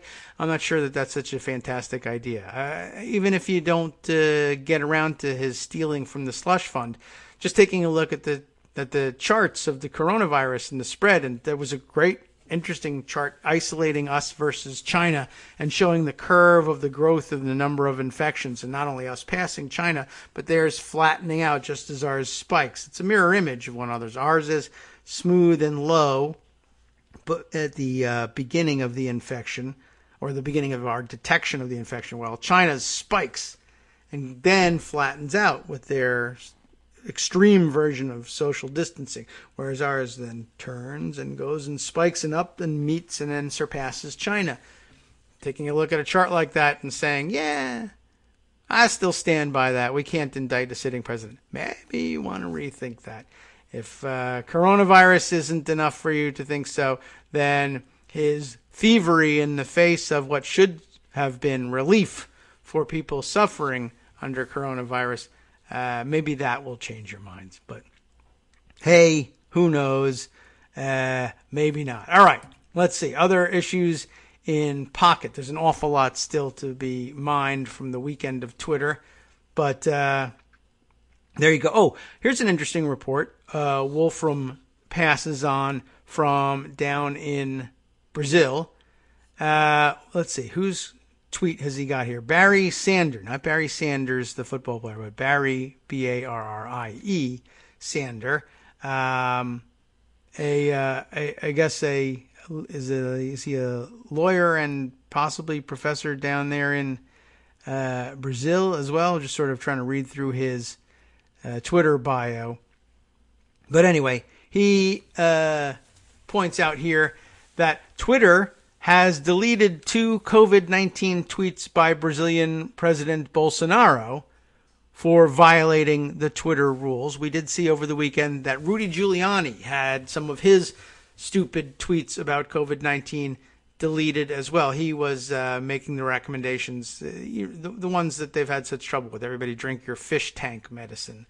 And Twitter finally decided, yeah, that violates our rules about putting people in danger and giving out bad or false information about the COVID-19 infection. And they've now enforced it against Brazilian President Bolsonaro as well, replacing them with a notice that is reproduced in Portuguese, so it won't help us any, but below. But okay, so this is the interesting thing. He says, I think this may be the first time Twitter has deleted tweets of a sitting head of state. And there's a full story offered up here, and it might even be in English. Let's see if I can grab it. We can get some sense of what it was that they were deleting. Twitter deletes 2 Bolsonaro tweets questioning containment. So sure, that is dangerous. This is a Monday story. Twitter on Sunday deleted 2 tweets from the official account of Brazilian President Jair Bolsonaro. Am I getting that first name right? I'm not really sure. Anyway, in which it questioned the containment decided to fight against the coronavirus because it had, quote, broken the rules of this social network. I guess I'm reading a translation of sorts, and it's a little awkward. The Brazilian head of state had published 3 videos on his account in which he was seen notably going to meet people on the streets of Brasilia, contrary to the instructions of his own government taken to avoid the spread of COVID-19. You remember when they had their important people's meeting the other day, they were all in masks. Now that he's meeting the little people, screw all that. What I have been able to discuss with people is that they want to work. What I have been saying from the start is be careful. The over 65s stay at home, said the chief of the extreme right state to a street vendor in one of those deleted videos. That's what Bolsonaro was telling people. And this is where Trump was probably a couple of days ago before, as Greg said, Dr. Fauci hit him over the head for some reason with a ham sandwich, which I'm sure Trump then ate. Anyway, less than 24 hours earlier, Health Minister Luiz Henrique Mandetta had stressed the importance of containment because he's the health minister, to fight the coronavirus pandemic, which has already infected 4,256 people and left 136 dead, according to the latest figures from the Ministry of Health. 2 of these 3 videos have been deleted, and in their place, Twitter has published a note explaining its decision.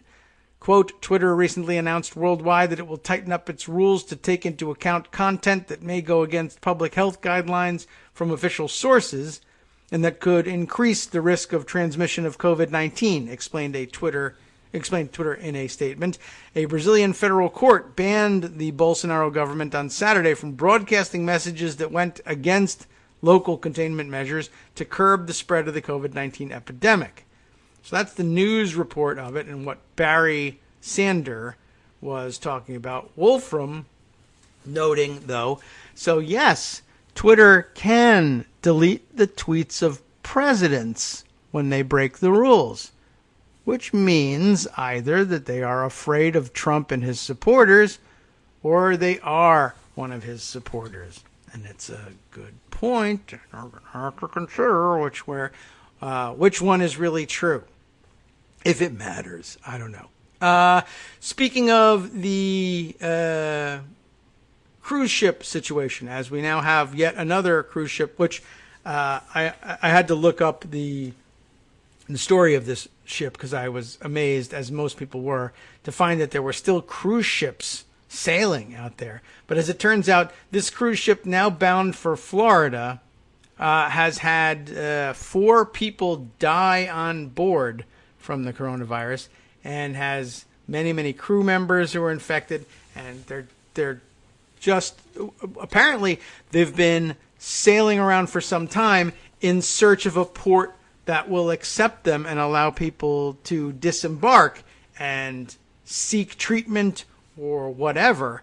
I don't even know what the protocol is for getting people off and what to do with them, although we are learning a little bit about what we did wrong with the first round of sick passengers on cruise ships. But for those of you, I'll fit this in before we take the break, and then I'll tell you the story of what's gone wrong in the past. But for those wondering, what the hell is this boat still doing? Why would anybody still be on a cruise?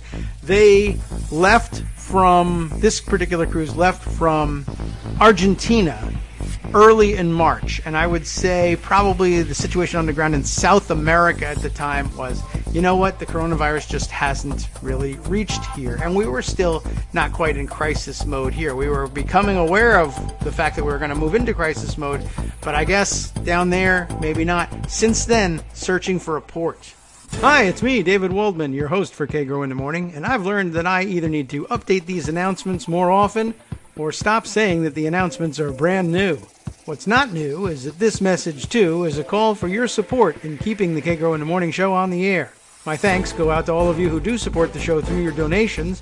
The stats say that Kagro in the Morning fans download our program about 2,000 times each weekday, but our donors make up only about 8% of our daily listeners.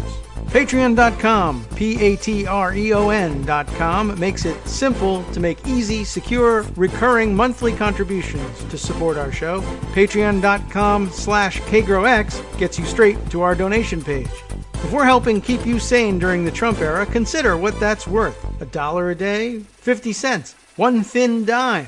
We do about 20 shows a month, so pick a number, do the math, and head to Patreon.com/KagroX to let us know. Thanks again, everyone, for all your support.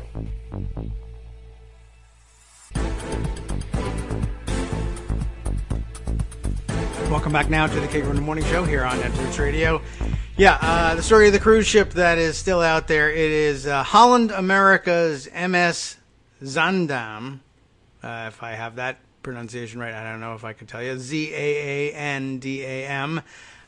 This is the one on which it is reported 4 elderly passengers on board have died on the cruise ship that is stuck in limbo during the pandemic. The ship, this according to a USA Today article from last Friday, I don't know whether the numbers still hold, the ship carrying 138 people who have complained of flu-like symptoms, but of course they have no tests, so they can't tell exactly what's going on. But they, let's see, those on the ship who are sick include 53 passengers and 85 crew members. There are 1,243 passengers and 586 crew members on the ship, including 305 Americans. The ship didn't have any coronavirus tests available on board until Thursday evening, when it rendezvoused with Holland America's MS Rotterdam for additional supplies and medical personnel. So, they're hoping, essentially, to get to Florida and disembark. The governor of Florida, of course, now being a tough guy, says, oh, no, we can't take the sick cruise ship passengers. No, we can only have sick people here for spring break, I guess. And P.S., they're all foreigners, so ew, yuck. Even though 305 of them are Americans, that won't change his mind. They're sick, so he doesn't care about them. Let's see. So the deal is this, about why they're still out there cruising. Holland America Line, along with major cruise lines worldwide, announced March 13th that it would suspend cruise operations for at least 30 days and end its cruises in progress. So that was one of them. But cruise ships that were at sea at the time were stuck on the water. They have been denied ports and scrambled to get passengers disembarked amid the coronavirus pandemic. Thursday, an unspecified number of patients with respiratory symptoms on board the Zaandam were tested for COVID-19, 2 of which came back positive. Flu and respiratory symptoms and coronavirus symptoms are, of course, somewhat similar. So the cruise line told passengers to stay in their staterooms on Sunday. Passengers will be separated based on their condition between the 2 ships. I guess the Zaandam and the Rotterdam there now. So that's basically what's been going on. And I think in here also is the backstory of when they left, early in March, leaving from Argentina. So, I mean, I guess that explains what the hell they're doing out there on the water. But it's awfully difficult to, I don't know. At first, it was difficult to imagine why anybody would be doing this. The Zandem began its South American voyage from Buenos Aires, Argentina on March 7th. So think about where you were on March 7th and what kind of protocols you had implemented at that point. And was originally scheduled to sail until March 21st, ending in San Antonio, Chile. So it was sailing around down there, and they're making their way back to Florida instead. So I don't know what to tell you about that. I sympathize with the people on board, but at least that answers the question of what the hell was anybody doing getting on a cruise at this stage of the game. Other important developments. Over the weekend, we also found out that, I guess, Abbott Labs has come up with a test that apparently can detect positives, anyway, for coronavirus in as little as 5 minutes. So that's good news, because I was hoping for something along the lines of what they had developed in South Korea, 7 minutes. It takes a little bit longer, apparently, to come back with an actual negative. I'm not really sure about what the dynamics of that is, but we're hoping to see that thing dispatched quickly. They appear to be able, they're claiming, I think, to be able to produce enough to do, well, I don't know. Now I can't remember what their numbers are. Let's see if we can open up their press release. But they were giving some estimate of how many, up to 50,000 tests per day once manufacturing is ramped up. They're hoping to make the first tests available during this coming week. So that's good news on the rapid testing front. And I think if you can get it to where you can test people and very quickly get those results, and you can repeat the tests within a couple of days and also get the results quickly, not waiting days or even weeks to get those results back, that might end up being the key to putting limited numbers of people back to work in critical industries, whatever those may be, where you can test people before a shift and find out what's going on. And I suppose you'll want to wait for 2 or 3 tests to come back to be sure that you're really getting results that aren't false positive or false negatives. But the faster those things move, obviously, the better. All right, let's see. Other important bits to include here. Oh, let's see. I've left one of my articles in email from myself here. Okay. Right. That was about the stimulus bill. But there was something about this Wall Street Journal article that interested me. I'll see if I can't fish it out of there. But there's some,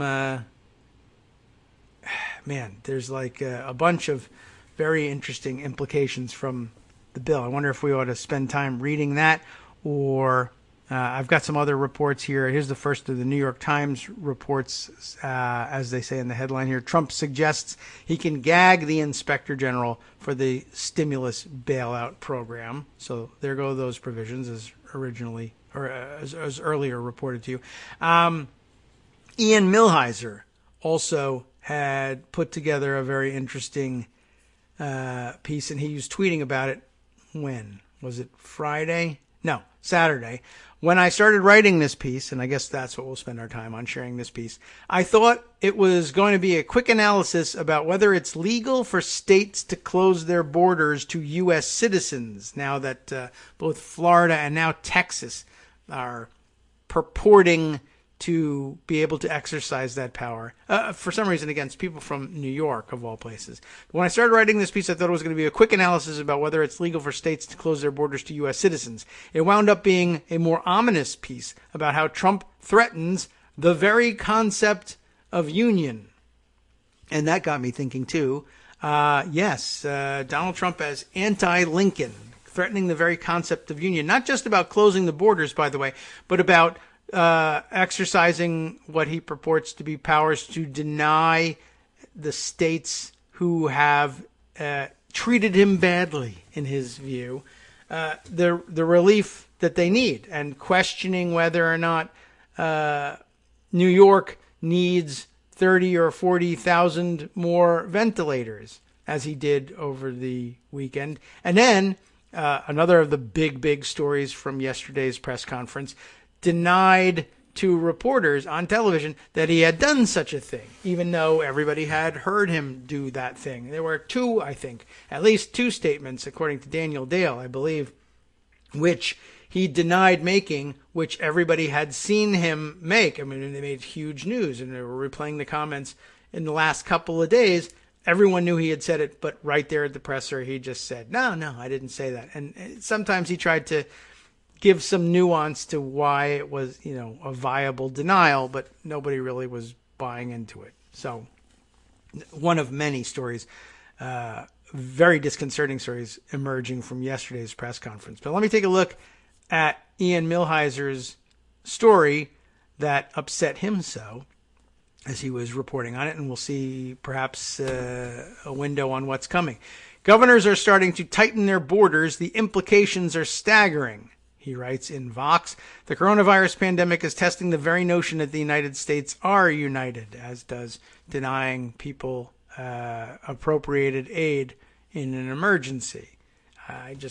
Whatever. Just dissolve the union when it's convenient. Why don't you?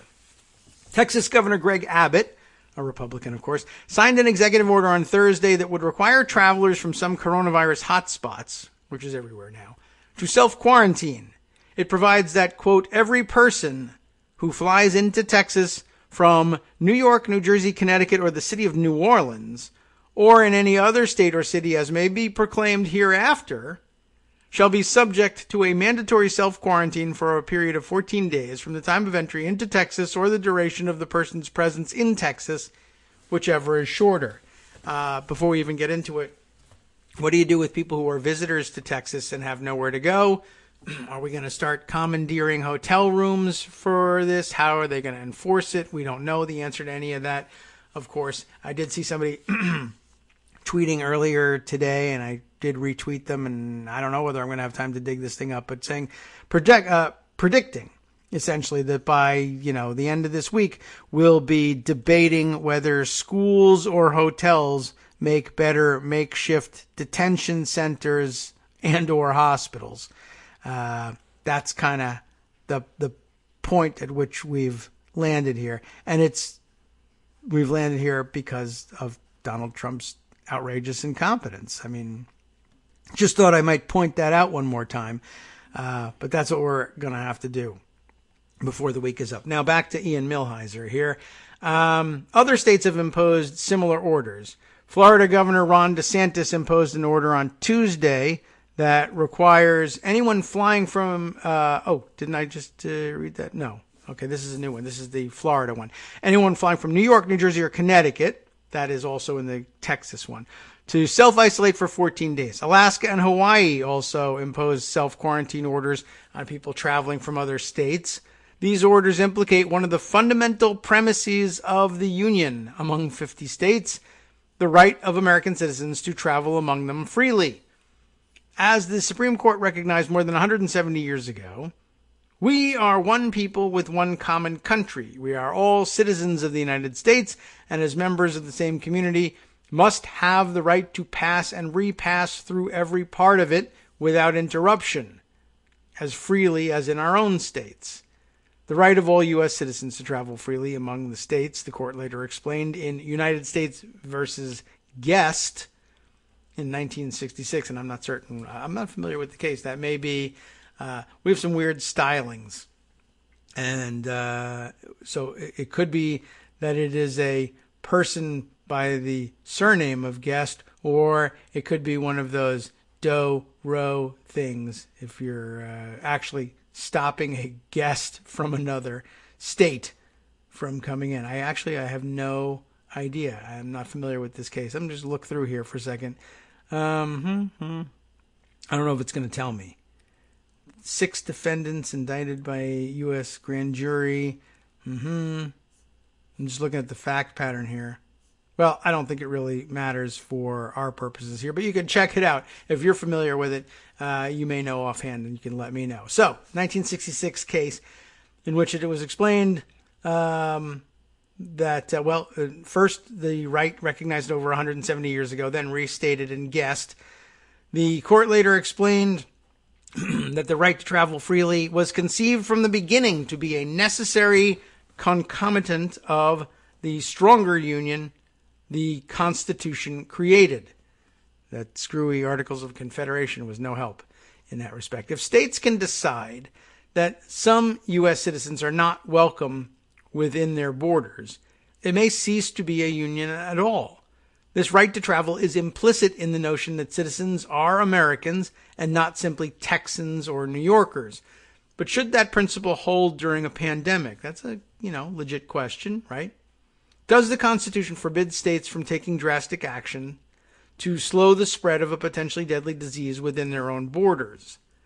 Governor Abbott's order, at the very least, is probably carefully drafted enough, maybe, to survive constitutional scrutiny. That order applies to every person who flies into Texas from the designated areas, regardless of whether that person is a resident of Texas or some other state. Read in that light, it does not discriminate against non-Texans. But orders like Governor Abbott's do raise troubling constitutional questions, and they cut against the concept of a union of states that has prevailed in this country, especially since the New Deal. The modern notion that every U.S. citizen has the same rights no matter where they travel within the nation is rooted in a notion of nationwide solidarity that depends on a strong and competent federal government. Oh well. Now, I guess we should stop right there. And the Trump administration is not holding up its end of that bargain. Next, Section 3, Faces of the Constitutional Right to Travel. As the Supreme Court explained in Saenz, S-A-E-N-Z, Saenz versus Roe, another one of those fake name cases, in 1999, the right of citizens to travel freely among the states has three separate components. The Constitution, quote, protects the right of a citizen of one state to enter and leave another state, the right to be treated as a welcome visitor rather than an unfriendly alien when temporarily present in the second state, and, for those travelers who elect to become permanent residents, the right to be treated like other citizens of that state. Abbott's order largely implicates the second condition, the right to be treated as a welcome visitor. He does not actually attempt to bar residents of other states from entering Texas entirely. That right, the court explained in Saenz, I'm not sure how you pronounce that, flows from Article 4 of the Constitution, which provides that the citizens of each state shall be entitled to all privileges and immunities of citizens in the several states. Yet Saenz also concluded that these privileges and immunities are not absolute. Rather, Article 4 bars discrimination against citizens of other states where there is no substantial reason for the discrimination beyond the mere fact that they are citizens of other states. Thus, there are two potential reasons why Abbott's order may be legitimate. The first is that it applies to Texans and non-Texans alike.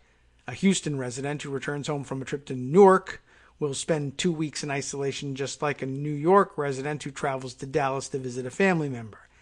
The second is that Abbott has a substantial reason for imposing this order. He believes that it will reduce the number of people who enter Texas carrying a terrible disease, but not guns. To be clear, that does not mean Abbott's decision to single out 4 parts of the country is ideal policy. It may be the case, for example, that New York is simply testing more infected people to determine if they have coronavirus, and the virus may be quietly spreading just as rapidly in other parts of the country. Lawyers might also challenge Abbott's order by arguing that states lack the power to interfere with interstate commerce by trying to prevent travel among the states. But courts tend to defer to elected officials in the military during real or perceived national security crises, and they are likely to show similar deference to public health officials during a coronavirus emergency. Cases like Saenz suggest that states need to be careful when drafting interstate travel bans. If Abbott had exempted Texas residents, his order would be much more likely to be struck down. But so long as state officials receive competent legal advice, such bans are likely to be upheld. Next section here, the union is still failing, and maybe both, actually. But even if such travel bans are legal, they are still indicative of a greater rot within our constitutional system. The premise of our Constitution is that states gave up some of their sovereign authority to the federal government in return for mutual benefits such as collective national defense and free trade among the states. The premise of the post-New Deal order is that the federal government must take on additional obligations, including providing a basic social safety net. And the evolution of the right to travel played a significant role in establishing this new order. The right to travel is fundamentally tied to our conception of what it means to be a citizen of a nation. We've spent most of the last century fleshing out our understanding of what obligations our nation owes to its citizens. Many modern-day right-to-travel cases, including Sains, involve state laws targeting poor people from other states. Sains, for example, struck down a state law that provided less generous welfare benefits to California residents who recently moved to the state. The modern era of the constitutional right to travel was inaugurated by Edwards versus California from 1941, an opinion that is imbued with the morality of the New Deal and that also involved an effort to discourage poor Americans from entering California. Prior to Edwards, the Supreme Court had typically allowed states to enact precautionary measures against the moral pestilence of paupers, vagabonds, and possibly convicts. Wow, look out for them. Acting under this power, California enacted a law that made it a crime to bring into the state any indigent person who is not a resident of the state, knowing him to be an indigent person. But Edwards, written by Justice Jimmy Burns, not a name we call a lot, struck this law down. And in so doing, it rejected the very idea that the primary burden of caring for the poor should rest on state or local communities. In an industrial society, Burns wrote, the task of providing assistance to the needy has ceased to be local in character. The duty to share the burden, if not wholly to assume it, has been recognized not only by state governments, but by the federal government as well. The changed attitude is reflected in the Social Security laws under which the federal and state governments cooperate for the care of the aged, the blind, and dependent children. It is reflected in the works programs under which work is furnished to the unemployed, with the states supplying approximately 25% and the federal government approximately 75% of the cost. It is further reflected in the farm security laws, under which the entire cost of the relief provisions is borne by the federal government. In a nation with a weak or miserly federal government, it may have made sense to allow states to lock out poor residents of other states so that they would have more resources to spend on their own poor. But state travel bans targeting the unfortunate no longer made sense in a society with a national safety net. Burns was arguably the single most influential figure in Franklin Delano Roosevelt's inner circle, and he was a proud advocate for the New Deal. Indeed, Burns was so trusted by Roosevelt that Burns left the Supreme Court after only 15 months. I guess that's how we don't hear a lot about him.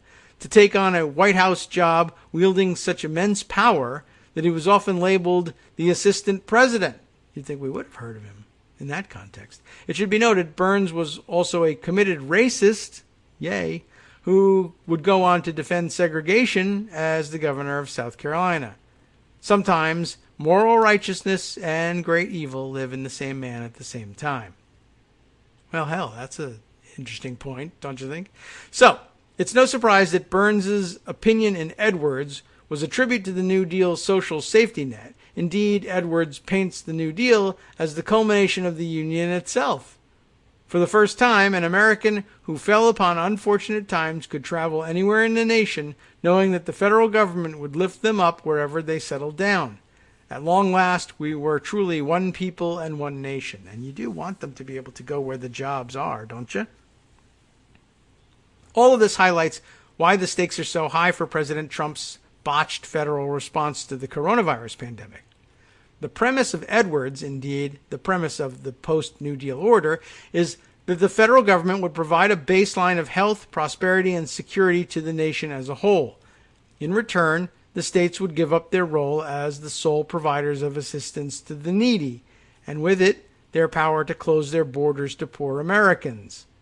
The United States was one collective community, not 50 insular communities. But Trump is slashing the safety net that holds this national community together.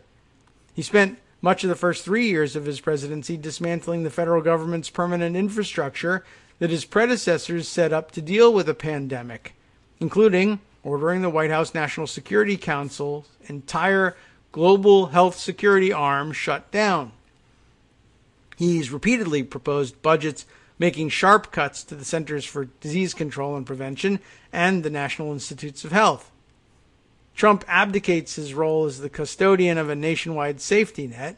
Indeed, he recently told a group of governors who needed ventilators to deal with the rise of coronavirus cases to try getting it yourselves. Thursday night, after New York Governor Andrew Cuomo requested tens of thousands of ventilators to protect the lives of infected New Yorkers, Trump dismissed this request in an interview with Fox News' Sean Hannity. I don't believe you need 40,000 or 30,000 ventilators, Trump claimed.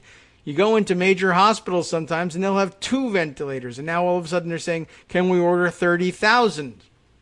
This was the statement he claims not to have made in the Sunday press conference, but then repeats the same basic argument about the masks. The reason he was questioning what was happening to the masks is because he was wondering, I don't think you need 300,000 masks. You used to order 30,000 in a year. Now you need 300,000. I think something fishy is going on. But by the way, as others have pointed out on Twitter and elsewhere, if you have 1,000 nurses working in one of these gigantic hospitals and they're changing masks as they should after dealing with each patient and having to change their mask 10 times a day or more, 30 times a day, you're going to run through those 30,000 masks pretty quickly, or 300,000. Anyway, back to the article here. So, nor is Cuomo the only governor frustrated by the federal government's inaction. After Illinois Governor J.B. Pritzker, also a Democrat, sought much-needed medical gear and equipment to protect the people in his state, the federal government provided only a fraction of what his state needed. And he tweeted his dissatisfaction, and that tweet is embedded here. Moreover, as Pritzker wrote on Twitter, Trump's inaction forces governors to compete with each other, potentially even pushing them into a bidding war. I have medical professionals and first responders begging for things they need to keep them safe, but so does Cuomo. So does Ohio Governor Mike DeWine. So does Washington Governor Jay Inslee. Trump, meanwhile, was extraordinarily slow to use the Defense Production Act, a federal law that would allow the federal government to coordinate a national response among states and private industry.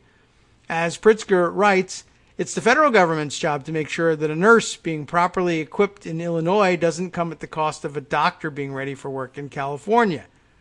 If the Trump administration is unwilling or unable to uphold its end of the post-New Deal bargain, the implications are staggering.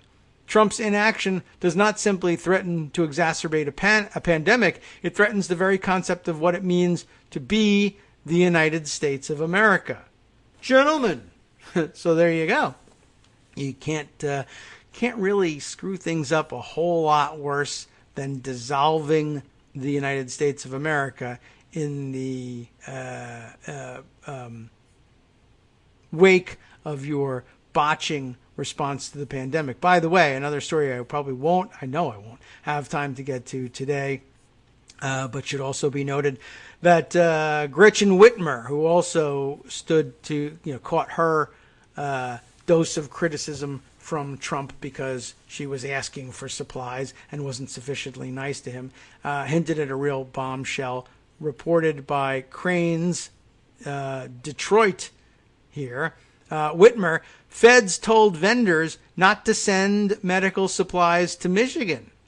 That reported by Chad Livengood for Cranes. And I don't know if I would characterize, I saw some additional reporting over the weekend that I maybe could be characterized as her backing off or revising this statement, but I'm not 100% positive.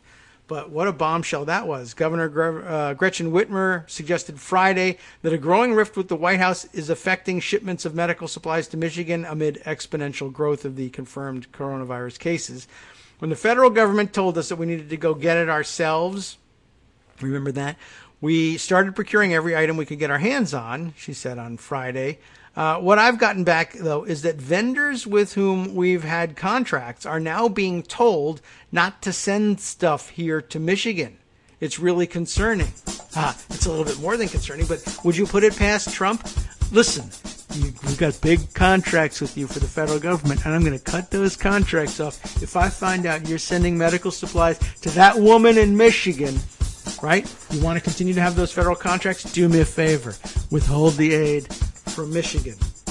It could be happening. He's certainly done it with Ukraine. And he keeps threatening to do it with New York and New Jersey. And all sorts of things he's threatening with New York and New Jersey.